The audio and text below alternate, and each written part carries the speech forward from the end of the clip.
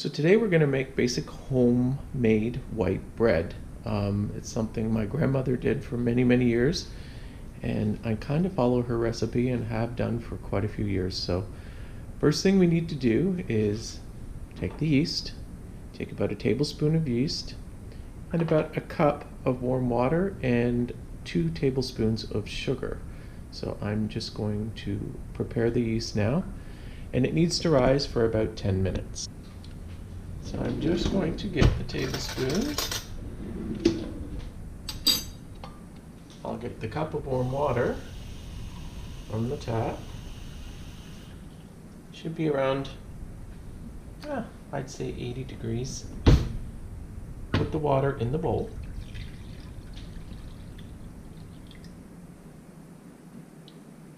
Take the yeast. I bake bread quite often, so I buy the jar of yeast as opposed to the packages.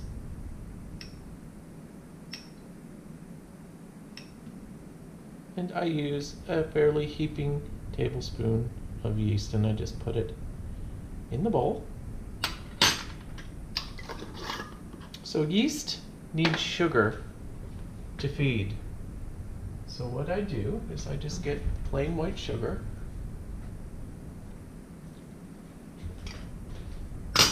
take the same tablespoon and sprinkle the sugar on top of the yeast. This will make, I'm going to use about a tablespoon and a half. This makes the yeast go down in the water. And I will let that sit for approximately 10 minutes until it starts to bubble up. If your yeast doesn't bubble up, it means that it's probably lost the shelf life. So if you look on any yeast that you purchase, there is usually a best before, and it's right on the top here. This one is good until 2019, so I have at least another year, and it's half gone already. So now that I have the yeast actively working away, I need to measure 6 cups of flour. And because bread is baking, you have to be fairly exact. So level cups of flour, and I put it into the mixer.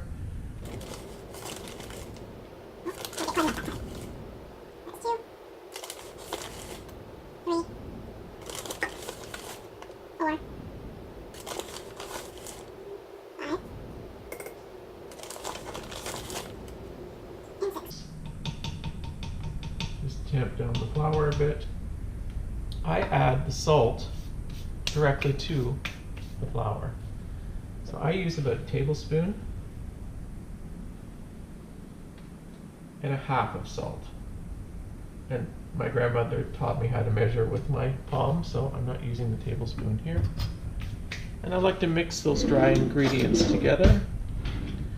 I just need to get the bread hook.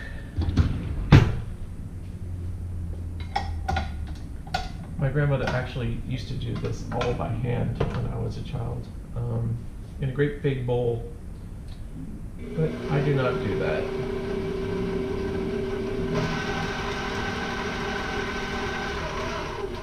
So basically what I'm doing is just mixing the salt in with the flour.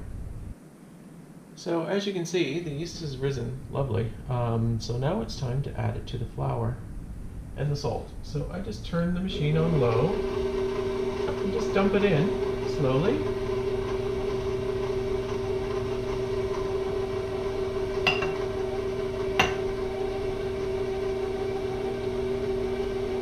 And I will show you the dough in a minute. So remember, we use 1 cup of water in the yeast. The total amount of water that I use is around 2 1/4, 2 1/2, depending on how the dough looks. So I'm just pouring the rest of the water into the yeast bowl to capture all the other ingredients that may be stuck on the bottom, and slowly add it to the dough.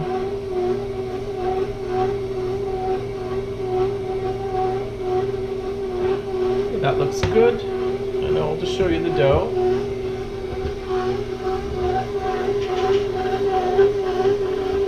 So the machine does all the work here. I'm just going to turn the light on. It's a little dark today.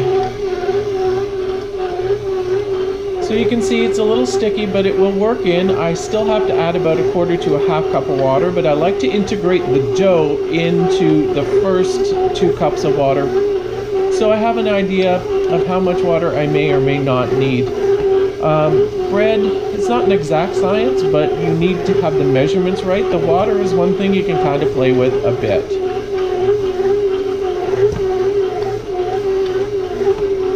As you can see, the dough is fully integrated. There's a little bit of stuff at the bottom of the pot that still needs to be emulsified into the rest of the dough.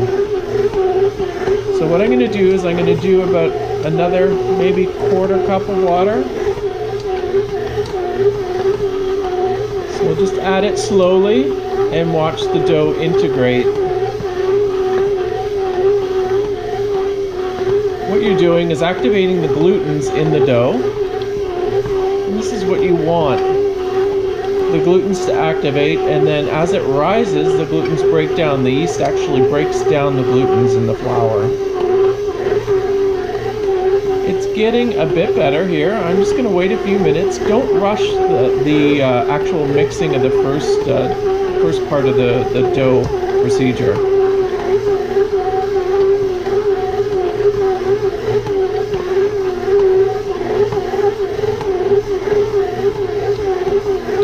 I'm going to add a bit more water. So we're at about 1 1/3 cups right now.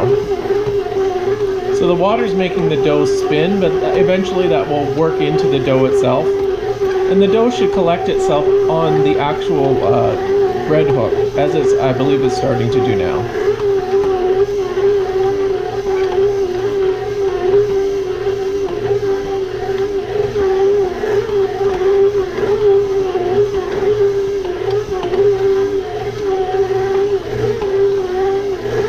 I let this beat for about anywhere from 3 to 5 minutes. And it all depends on how the dough looks. It's starting to come together nicely, but there's still quite a few air pockets in there.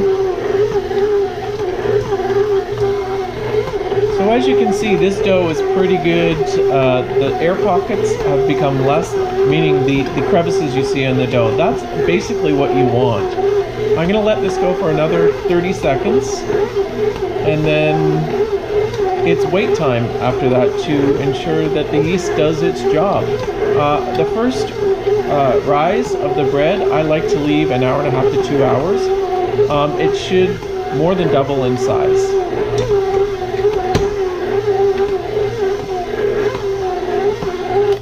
Okay, that's it. So what I'm going to do is I'm going to release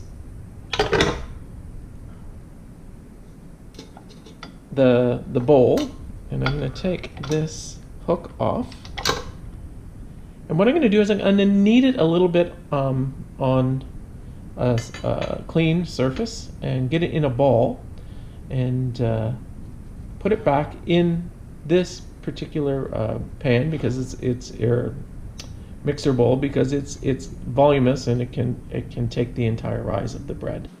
So in order to knead flour, of course you need a little bit of flour on your kneading area. So I just sprinkled just a tad, and I will use this particular area until all the rising and the lows and whatnot are complete. So I just take the dough out,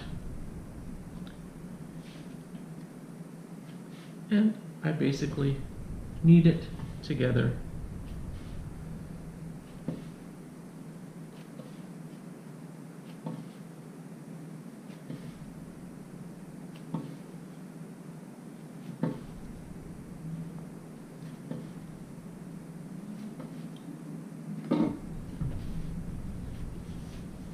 Into a nice round ball.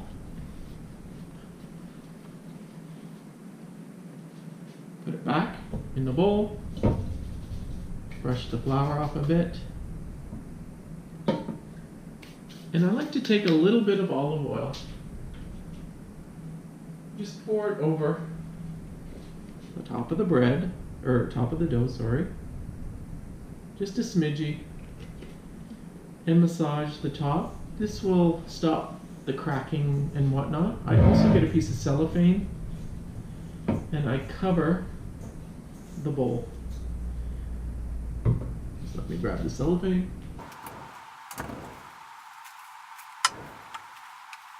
This prevents excess air coming into the dough, and it prevents the dough from drying out. And also get a clean tea towel.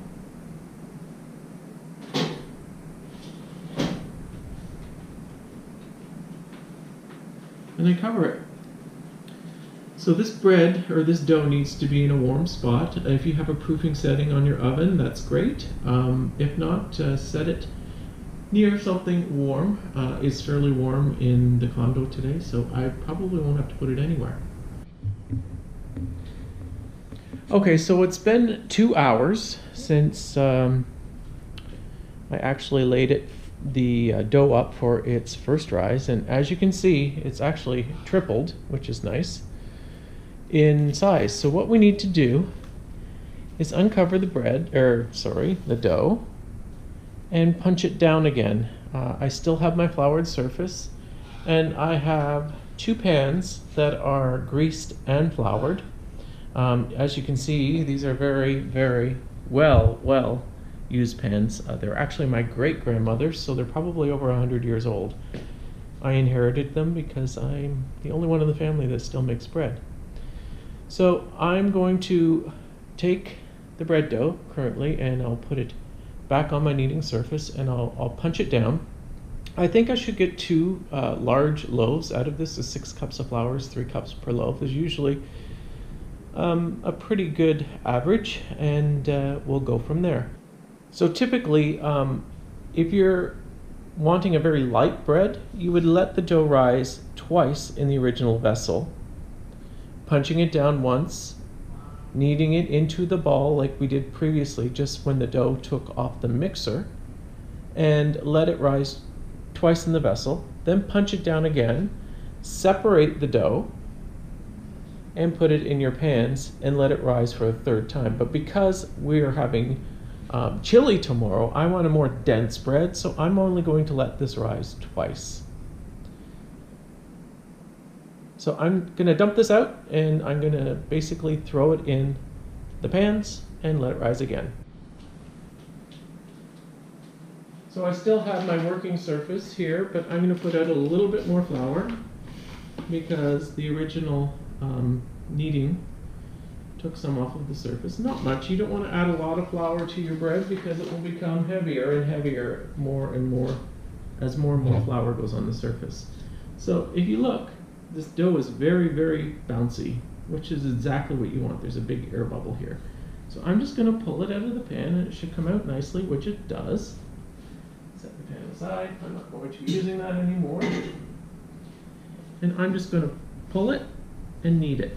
And you can see the air. You can actually hear the bread squeaking.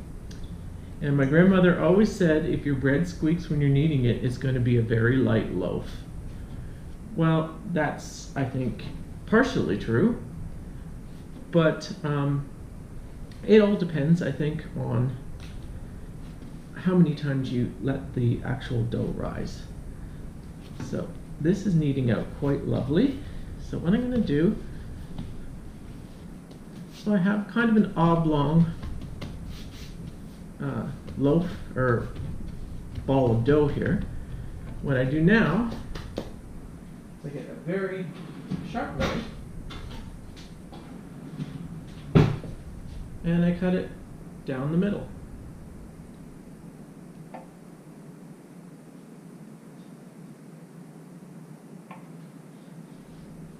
Careful not to cut too much into the glass surface here. Set one piece of dough aside, pull in my flour, because I don't want to use a lot of flour. And I want to re-knead these pieces because I want to make a loaf out of it. Don't be afraid to work the dough. The more you work the dough, the glutens are activated, but that's what the yeast is there for. Yeast is your best friend, and rising time is your best friend when you make bread. So you can see I'm being very aggressive on this dough because it's a little firm yet, And I just want to make a nice loaf shape. And you can still hear it squeaking. That means there's still air from the first rise in the bread. Okay, we're getting close. You want to tuck the underneath of the bread in as much as you can, because you don't want your bread splitting on the bottom. Okay, this is working out well. Just do some half turns, and there you have a little piece of dough that you're going to put in the pan. It doesn't look like it's going to fill the pan, but you got to remember, we've got to let it rise another 2 hours before we put it in the oven. And that will fill that pan. Just re-flour my surface. I just got some flour on the floor. And again, same procedure as before. As you can see, I have a terrible, terrible habit of putting the tea towel over my shoulder. Something I think my grandmother used to do too, and I think that's probably why I still do it. Oh, and it falls off. Throw it off to the side. So, I'm just going to knead this. I knead it around 20 times until all the air bubbles are squeaked out. Time is your best friend when you make bread. You must ensure that the bread gets ample time to rise. It's very, very important.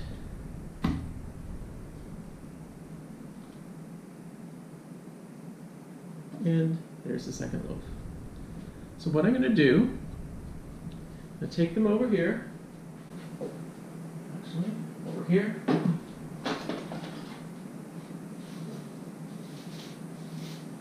I'm going to cover them with the same saran as before. I'm not going to oil them this time,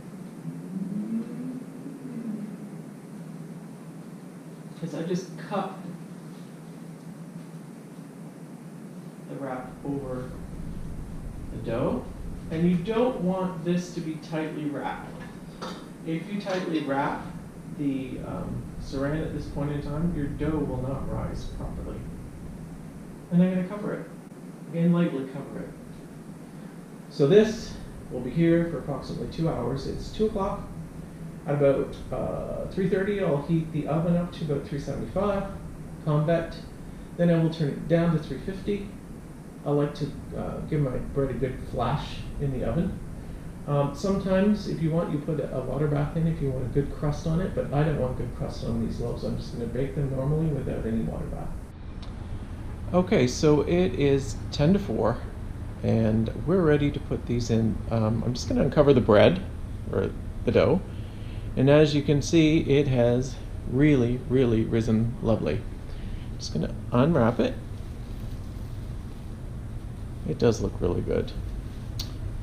So I like to put a little bit of oil on the bread, but not right away. I like to cook it for the first 10-15 minutes and then put the oil on, just to keep it nice and moist on the top. Sometimes it dries out and cracks. Use extra virgin olive oil, but I'm just going to throw it in the oven. It's set for 400 degrees on convect bake. I'm going to bake it at 400 for the first 10 to 15 minutes. So I will set the timer. Actually, I've already set it for 11 minutes, so we're ready to go there. Just open up the oven, grab one of the pans, always put it on the middle rack, and don't forget to turn your dough halfway through. So the cook time here will be 30 to 45 minutes depending on the weather. So it's in. Okay, so the 11 minutes is up. Let's take a quick look. Oh, they're rising lovely. So it doesn't look like these are going to crack on the top because I let the dough rise a lot. So I'm just going to leave them in, but remember, I'm going to turn the oven down to about 350, still on convect. I'm going to set the timer, for 25 minutes and come back and check them again. Okay, time to go in and flip the loaves around. Because the back of your oven is much hotter than the front, it's very beneficial just to turn them around halfway through baking. And it's essential, actually, if you want your bread to cook evenly all the way through.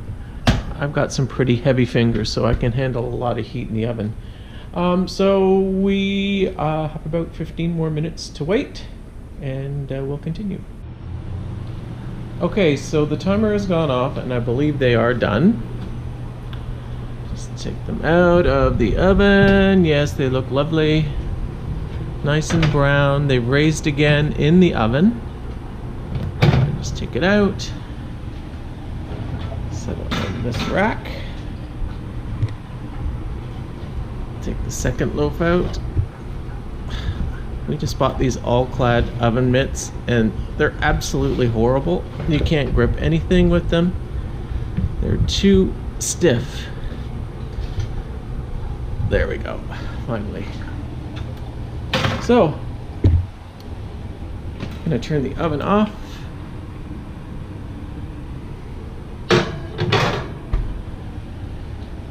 A good way to find out if your bread is done, if you tap it, it should have a hollow sound, and this does. So what I'm going to do, I'm going to take them out of these pans, and I'm going to put it on this rack.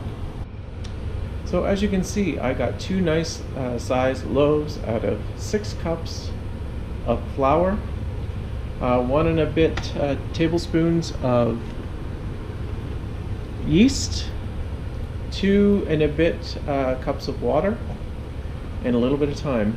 So the total hands-on time for bread is probably around 20 to 25 minutes, and you have this wonderful homemade bread that is tasty with absolutely everything. There's a sandwich with a soup with some chili.